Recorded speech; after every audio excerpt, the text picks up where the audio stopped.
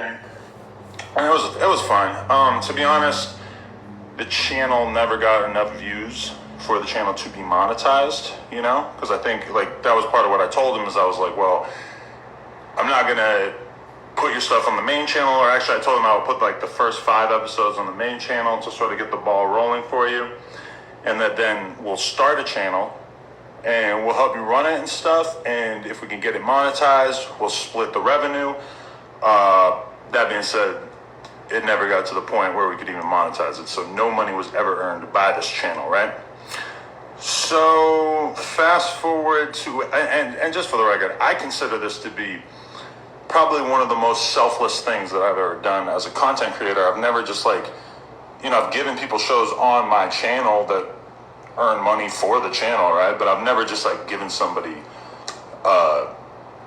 you know, free studio time, my employees' time, my editor's time, all of this thing, like all these different things that realistically, if I had to guess, including like the employee time, the studio time, I mean, this is like, we're talking $10,000-$15,000 worth of like time and employee time and studio time, you know, like just renting a studio space, $100 an hour, $150 an hour, I think is pretty standard to rent a studio space. Probably not 100, probably more than 100. Anyway, we let him do that for like 8-9 months. As I said, it wasn't getting monetized. Episodes are averaging about 500 views. So my suspicions were kind of confirmed that the content would not have done well on the No Jumper channel. But again, you know, he was always a cool guy to us and stuff. So we just kind of, we're letting him rock, letting him use the studio on our downtime. And then there was like 2 little awkward things over the course of the past couple months. There was one day where I was doing interviews. I had like 2 interviews lined up, and they ended up both going a little late. So I was like 2 hours behind, you know? So like if the interviews are supposed to be done at 4, they didn't get done until 6. OG Suicide was there, he was waiting, he was supposed to interview somebody. And he didn't say anything to me, but I could kind of like feel the vibe. And then I guess he said some stuff to some of the other employees that was a little weird. But I mean, let's be real. If you're getting free studio time just out of the goodness of our heart, and I'm in here doing interviews that are going to get, you know, hundreds of thousands or maybe millions of views, these are the things that literally pay the employees, keep the lights on. That's a different thing. That's, you know, you got to respect that. You can't think that your interview is just going to start on time when I'm doing interviews that realistically are paying the bills and they're going late. Okay, that's obvious. So I wasn't really feeling that. Felt like that was a little awkward. And then the other thing was that he asked me to borrow money. And that was awkward to me, to be honest. I left him on red, which I'm not totally proud of because, you know, it would have been a little bit more mannish to respond and just be like, nah, I don't do that. Because, I mean, of all the homies I've had over the years, especially people who work with me, especially if you work with me, when it comes to letting people borrow money, I really don't like it. Because if you work for me and I'm letting you borrow money, I just feel like it puts us in kind of a weird spot where I don't want to be bugging you and I don't want, and to be honest, like, a lot of times with talent stuff, it's kind of like, listen, if they need to borrow money here and there, you let them borrow money once, and then you just, that's good, because then you don't really have to do it again, or if they ask you again, it's like, well, bro, I already let you borrow money, so it's kind of, whatever. But either way, when he asked me that, I'm like, thinking in my head, I'm like, well, I'm already letting you use the fucking studio space, and all this shit. I feel like that would be weird.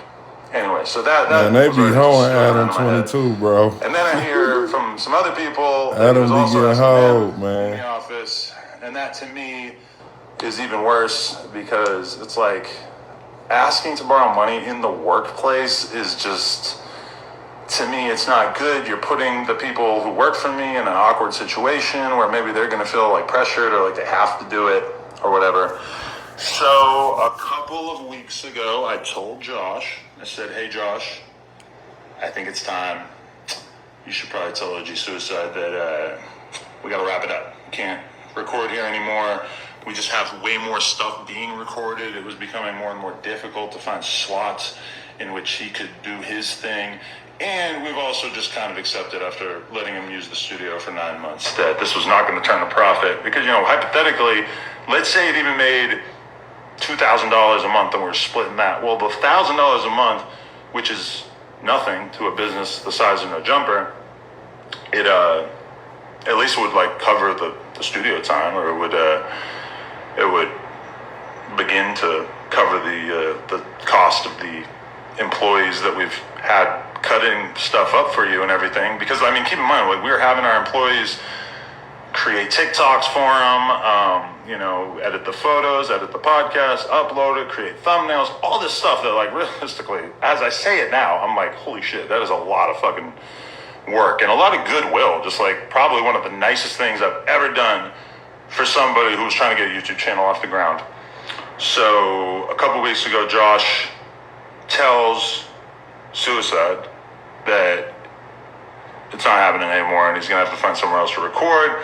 Realistically, probably shouldn't be that big a deal, right? Because how many people do we know with podcasts? It seems like almost anyone can figure this out, either rent a space or buy some mics and set up a space. Josh told me that he was not thrilled, that he kind of didn't seem stoked. Okay. And then I see, but he had a couple more episodes he wanted to release and everything, so he released those. And then the other day I see it in the calendar that there's a OG Suicide live stream. And I actually said to Josh, I'm like, you think that's a safe move? He's on the way out the door. We're gonna put him on a live stream. He can say whatever he wants. Not that there's anything in particular that he would be able to say or that, we were worried about him saying, but I was just like, you sure that's a good idea? Josh told me, he gave me his word that he wasn't going to talk any shit or anything. Damn. Okay. So then, this is the funny thing is you guys have probably all seen the video that he put out. I have not seen it. It was 25 minutes. I'm like, I'm not watching this shit. But he put out a video where I guess he threatened to beat me with a chair or something. I don't know. As soon as I heard that, I was like, I'm not watching this shit. But I guess he just, in general, just didn't really seem like he was thankful or appreciative of the fact that we allowed him to use the spot for a ton of time and, let him hang out with everybody, helped him get connections with different people. I know some of the interviews, the bigger name interviews they have on his channel were because Laura helped connect him to certain people or reached out to people on his behalf, everything like that. So yeah, that's why earlier today I was thinking about it and I put the quote, what is it? No good deed shall go unpunished.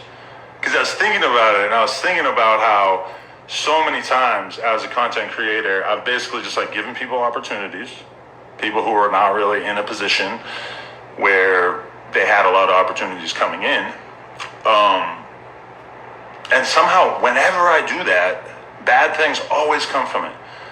And this goes back to the very, very beginning of my business career or whatever. I remember there was a shoe company that this guy I know owned, and he told me, he goes you got to be really careful who you do something nice for. I'm like, what are you talking about? And he pointed out that that whenever he would give somebody free shoes, he would give somebody 2-3 pairs of free shoes. Hey, this real talk, but man. then at some point they would become upset because they would not end up being pro on his company. The average BMX dude, skater, pro guy, somebody who wants to be pro, you get a couple of free pairs of shoes, you're thinking in your head oh, I'm gonna start getting paid by this brand one day or whatever.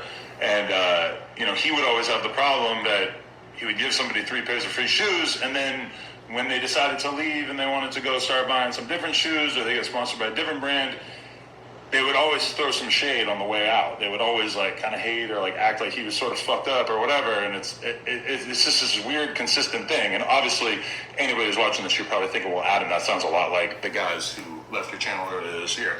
You read my mind. Yeah. Whenever you do something nice for somebody, once they start to realize that they've reached the peak of how much nice stuff you're going to do for them, usually they just find a way to sort of paint the situation as if actually you didn't really do shit for them at all. So I guess I'm not surprised. But I guess I was surprised to hear him call into someone else's stream. Well, again, I didn't hear this. I just read the title on Reddit. So if I'm confused or anything, let me know. But people basically saying that, or he said that he just didn't receive enough promotion.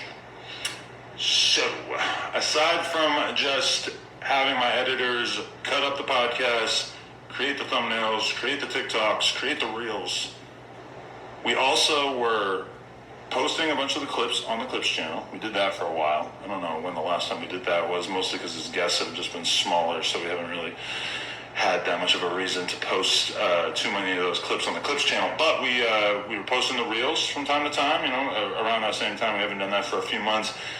And we would also post the photo of him and the guest on the community tab on the YouTube every time he did an interview. 4.7 million subscribers. That seems like kind of a big deal. And I instructed one of the employees who helps me run my Instagram and my TikTok. Shocker, not everything that is posted on the story on my account is posted by me. Sometimes I have people helping me out. All the time I have people helping me out just because it's too much work. But they would post about all of his interviews on my story. My Instagram story usually averages like 50 to 100,000 viewers. My Snapchat story usually has like 500,000 viewers. So that's us putting you in front of 600,000 people. And then the community tab, that's another 4.7 million people that might potentially see it. So I guess my question is, how were we not giving you enough promo? I don't know. That kind of blew my mind when I heard that. I was like, okay, this shit is wild. You got to be really